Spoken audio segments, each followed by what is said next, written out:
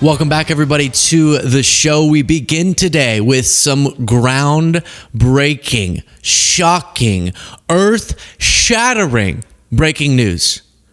Trump's tariffs have been ruled by the ultra-conservative Supreme Court to be illegal because, as you might remember, constitutionally, it is Congress who has the power to tax.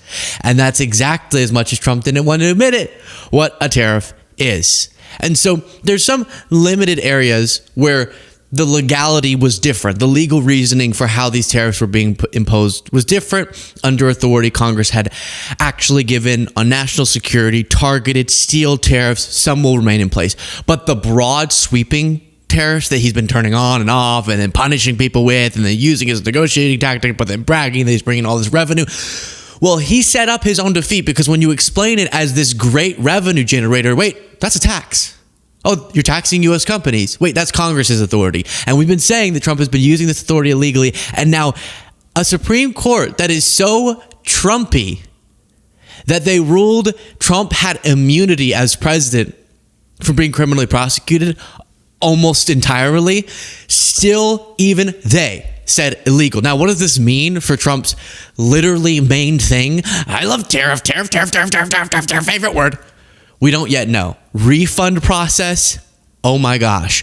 Future abilities for Trump to levy this power, completely shattered. Trump's entire approach to his economic thinking that has been terrible has just collapse in front of us. I'll show you at an event that presumably the press was supposed to be at because they let them all in, and then right as Trump walks out, instead of doing the normal thing where you give a speech and then you talk with the press and then you send them out and have a private meeting with the governors, he immediately rushed them out. Then we'll see reporting about what happened afterwards and his little meltdown over this. We're interrupting Kevin at the White House because we have breaking news from the Supreme Court. It has reached a major decision. CNN Chief Legal Affairs Correspondent Paula Reed has the details. What's this case about, Paula? This is one of the most significant cases that the justices have decided in recent years. Here, the Supreme Court ruling that President Trump's use of these emergency tariffs that he has implemented are illegal. It's the most significant economic case to reach the high court in years, sweeping implications for the economy and, of course, for presidential power. And at stake here are billions of dollars in revenue that have already been collected by the government. Just the quickest pause to request that you click the subscribe button, the simplest, easiest, freest way, completely free, to support the work that we do. Right below the video, click that subscribe button. Back to the video. Pamela Wolf, the other significance here is that this is the first time that the 6-3 conservative court has ruled against President Trump in one of these major cases that have gone before the court since he returned to power in January. Now, we are still going through this case, but this is something we have been waiting for. The court said that it would take up this case on an expedited basis. So they're deciding, even though it's a significant case now, because of course this has enormous implications. So as we go through this opinion now with our team, another outstanding question is what now happens to all that revenue that had been collected. This is something that really wasn't clear. I am starting to think, and I know this is going to surprise you, you're going to get very sad, you're not expecting this, but I'm starting to think we're not getting our tariff checks. I think that they're going to be lost in the mail with the Doge checks. And maybe they're not.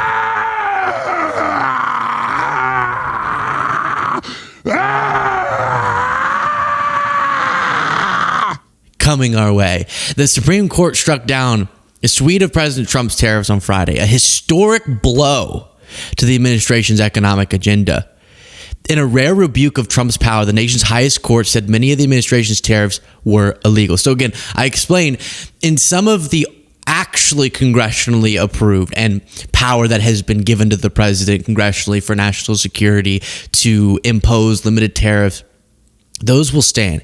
But the idea that the president can come out and on Monday say that China has 150% tariff, and then Tuesday it's 50, and then he doesn't like he he didn't get the Nobel Peace Prize, so he jacks up a tariff here and there, and then he gets in a good mood and he drops it, and then he rolls out reciprocal tariffs that aren't reciprocal tariffs based on a completely bogus formula, and then he regrets it, so he removes them, and then that makes the stock market go up, and it whoops people who were around Trump happened to make really good purchases right before stock market shot up, and then he reimposed that he was saying was under his emergency authority, the IEPA, International Emergency Economic Powers Act.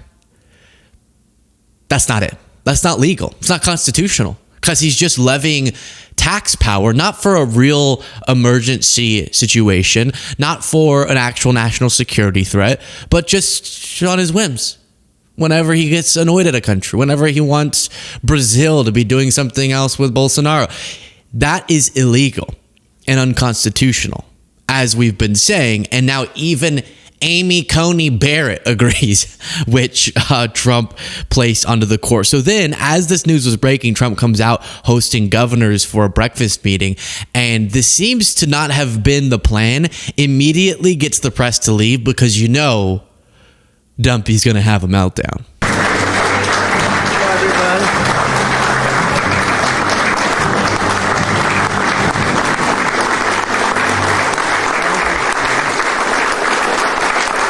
Well, thank you very much, everybody. Thank you very much. And I guess we're going to be asking the press to leave. And that way we're going to talk very candidly and take questions. I think at the end it wasn't supposed to be. I just said to Susie, what about questions? Sir, you can do whatever you want. I don't know if she says that to other people that she's represented over the years. But thank you very much for being here. It's a great honor. And the media, thank you. You can leave now. So what were they there for? You just got here, Bubs. What did you get them all to go in that room for?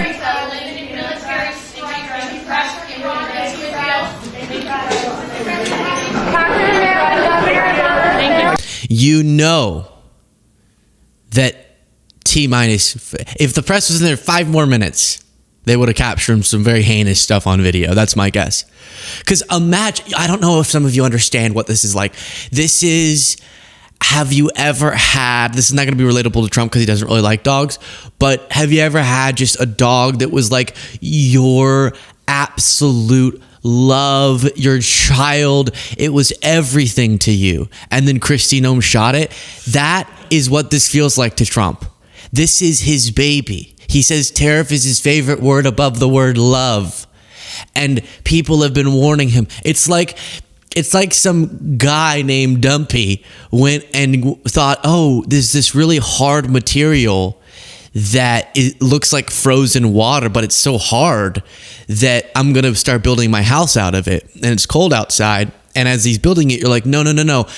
When summer comes around, it's all good. That's ice. It's all going to melt. And then your house is going to fall apart. And then he's like, no, look, it's so hard. I love this. It's awesome. He keeps making it. And then the summer comes around and the whole thing melts. He's been warned about this. Whenever you do such sweeping emergency authority that's not emergency authority, there is the chance it's all going to be a house of cards that falls down. I'm just throwing in as many metaphors as possible here. The dog, the ice house, the house of cards. Then you have Laura Trump being like, Trump is so transparent. And as Asen put it, Fox News cuts away from Laura Trump bragging about how transparent the Trump administration is, right to Trump kicking them out of the governor's breakfast before they even have their camera set up. People feel, more in line with this president and more like they can trust our federal government, where for so long, for so many decades, it felt like there was something kind of being held back. This president saying, let's put it all out there. So I'm paying attention too. Laura, speaking of your father-in-law and President Trump, let's go to him now. He's in the state dining room as he has the governors there for a breakfast. I think we could have him here. Oh, they're framing up the shot, and here you go. Exiting out this door. When will you be making that decision, sir? Thank you, press. Who is that person? Are you considering? Thank you, press. All right, they use the same lights as us. Pretty cool. Pretty cool, huh? Okay. Well, then you have the CNN reporting about when the breakfast turned dark. About this. Yeah, Pamela, we still have no official reaction from the White House or President Trump. We are waiting. I am told that they are meeting, discussing how they are going to respond. But we have learned more about what happened in the room when President Trump was with those governors and he learned of the Supreme Court decision. Apparently, the breakfast had been going well. They were working together. And then President Trump became enraged. He started ranting about the decision, not only calling it a disgrace, but started attacking the courts, at one point saying, "These effing courts," but using the actual language there. We know that President Trump does use expletives on quite often when he is enraged in particular. Now, this, of course, comes as this tariff policy. This could not be a bigger decision for President Trump. This could not be a bigger loss for President Trump. Not only is so much of his economic agenda based on these tariffs, so much of his foreign policy is based on these tariffs. He has used these tariffs as leverage and almost. Now, what you're going to hear, to her point, is a lot of these MAGA people coming out and saying, how dare the Supreme Court? Amy Coney Barrett's gone woke. John Roberts has gone woke. The same people who said that Trump should have sweeping legal immunity from criminal prosecution and set up a very scary situation with the level of power the U.S. president has as they were protecting Trump. Those people supposedly now are libs for some reason. And this is kneecapping Trump's ability to negotiate. And he's gone to countries and he said, "Cut it out or I'll tariff you." And that saved 25 bazillion lives and blah, blah, blah. Hey, how about you take a breath and realize it's not the fault of the law and the people tasked with interpreting it that it was and is what it was and is. It is the fault of Trump for putting his entire economic and foreign policy on the back of an illegal action. That's his fault. If you think, but he was doing so well by breaking the law, so we should keep letting him. First of all, he wasn't. Second of all, that's not how our Constitution works. Maybe, as we've been warning you, approaching everything with one hammer being tariffs, and then using very shaky at the very least, legal reasoning to justify your actions isn't actually the way you craft a coherent and powerful and stable. I did everything right and they indicted me. Economic and foreign policy. You have Bernie Moreno, for example, saying SCOTUS's outrageous ruling handcuffs our fight against unfair trade that has devastated American workers for decades. These tariffs protected jobs, reviving manufacturing, and forced cheaters like China to pay up. Now globalists win. Factories' investments may reverse, and American workers lose again. This betrayal must be reversed, and Republicans must get to work immediately on a reconciliation bill to codify the tariffs that have made our country the hottest country on earth. To which Sam Stein says forcing a Senate up or down vote on tariffs sounds like an absolute gift to Dems. Here's the point. They go, but tariffs were the way that we could disincentivize importing products, thus fueling industries abroad and bring those investments home. And you go, well, there's an economic concern with that, given that then it would be more expensive, et cetera, et cetera. Yes, we know that. But let's just go with their reasoning for a second. We need these tariffs as a way to advantage people who build stuff here, even if the economic reason doesn't make any sense and it'd be more logical to just import some products. But even with that, you go, yeah, that's fine. If you want to approach that, bring it to Congress and get them to implement those tariffs. You can still do it. Trump just can't pretend like everything is under emergency authority at any whim. That's the point. That's why our system was set up the way that it was. Because I think our founding fathers went, it could get a little tricky if the president at any moment could just tax people more or less based on what they feel. Maybe the body of multiple representatives elected by all their different districts and states should have a say in tax policy. Oh, actually, that makes a lot of sense. And so then, sure, if you still want to try to do tariffs like this, you just have to bring it to Congress, as he's referencing. But I have a feeling Republicans don't want to be on the record imposing tariffs on the entire world and then making the U.S. economy worse for it. And that's kind of the point. That's what they're so afraid of. Because otherwise, if this was such a great idea, this would be nothing. They go, oh, cool, we'll just pass it through Congress. Trump can sign it, and we'll have a great tariff approach. And actually, that sort of approach would be much more coherent because it wouldn't be as light switch on and off. You could actually lay out, here's which sectors were imposing tariffs, here's why, and then they'll be placed for longer and people can plan around it. But when Trump's switching and changing his mind all the time, you can't really plan around tariffs, so they're just a tax without much benefits. And so I would love to see Republicans actually have to vote on this as opposed to just going, I don't know, we trust Trump. But we know when they actually start campaigning, they're like, well, I disagree with him on a lot of that stuff. When people realize, as they already have, they hate this policy. Then here's Fox News reporting on this. Argument, it kept coming up about whether or not this was a tax. And the argument was, if this is a tax, it's left to Congress. This president does not have the authority or any of the purview to go out there and levy what appear to be taxes. Now, the Solicitor General argued back saying this isn't a tax, it's a tariff, it's something different. And the number of the justices pushed and said, okay, but if it's collecting revenue, that sounds like a tax. And the Solicitor General tried to say, well, it's not about collecting revenue, it's about negotiating with our adversaries and our friends when it comes to trade issues. And some on the court pointed out, well, the president's been talking about how much revenue has come in because of these tariffs, making it sound like it's a tax. So in this majority opinion we have written by the Chief Justice, this 6-3, the cobbling together, he writes, the power to impose tariffs is very clearly a branch of the taxing power. A tariff, after all, is a tax levied on imported goods and services. So that just shows us another place. Okay, so all of us are going like this.